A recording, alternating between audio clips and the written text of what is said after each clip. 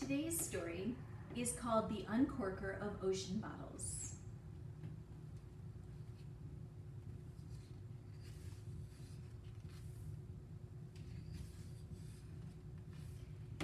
The uncorker of ocean bottles lived alone on a high spot with only one tree for shade. He always kept his eyes on the waves, watchful for a glint of glass. He had the job of utmost importance. It was his task to open any bottles found at sea and make sure they were delivered. Sometimes, to deliver a bottle, he needed only to stroll to the nearest village. Other times, he would journey until his compass became rusty and he felt loneliness as sharp as fish scales. Sometimes, the messages were very old, crunchy, like leaves in the fall. Sometimes, the messages were written by a quill dipped in sadness. But most of the time, they made people quite happy, for a letter can hold the treasure of a clam-hugged pearl.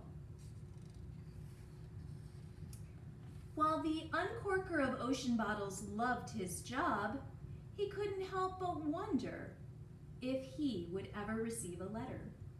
Truth be told, each time he opened a bottle, a part of him hoped to see his own name winking from the top of the page.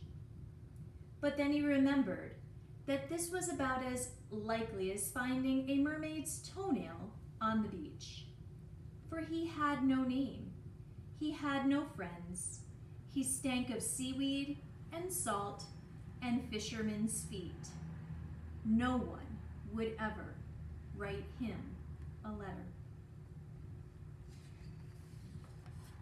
But he still would have liked it just the same.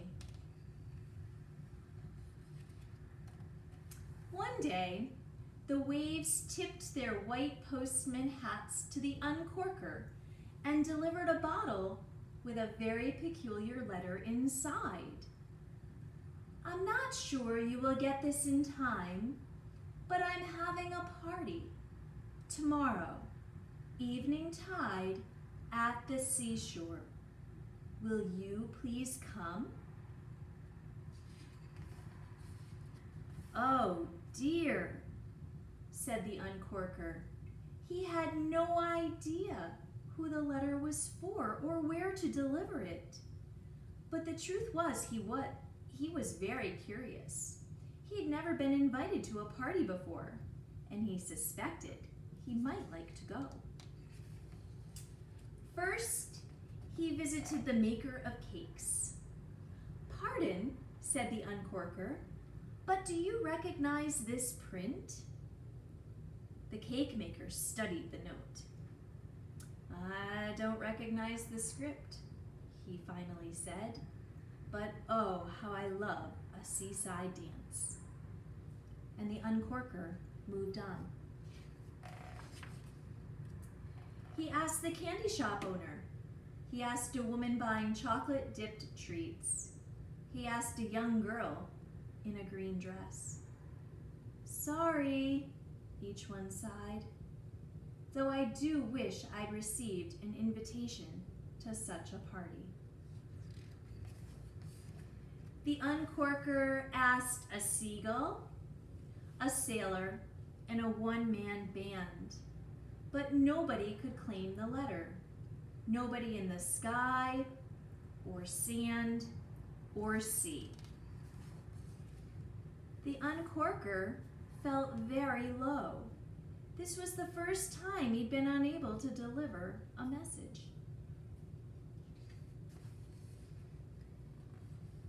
As he fell asleep that night, the uncorker decided to go to the seashore the next day.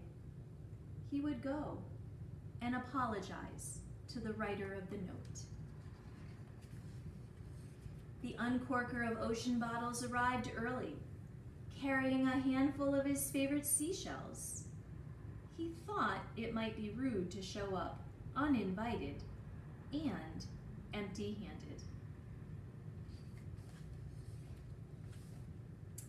The seashore was draped in seaweed and starfish. Candles floated in clamshells. There were sand sculptures and umbrellas. "It's you," said the maker of cakes. "How grand," said the candy shop owner. And the other guests had arrived already. A woman, a girl in a green dress, a seagull, a sailor, and a one-man band. When the girl in green asked the uncorker of ocean bottles to dance, he said, "I'm not sure I know how, but I'd like to just the same." And as they spun across the beach to the water's edge and back again, everyone smiled and kept the beat. The uncorker's heart was a glass vessel filled to the brim. And as the stars began to arrive, and the moon as well, the uncorker took out the bottle he had been unable to deliver. "Perhaps," he said, his mouth full of cake. "Yes, perhaps I shall try to deliver this again tomorrow."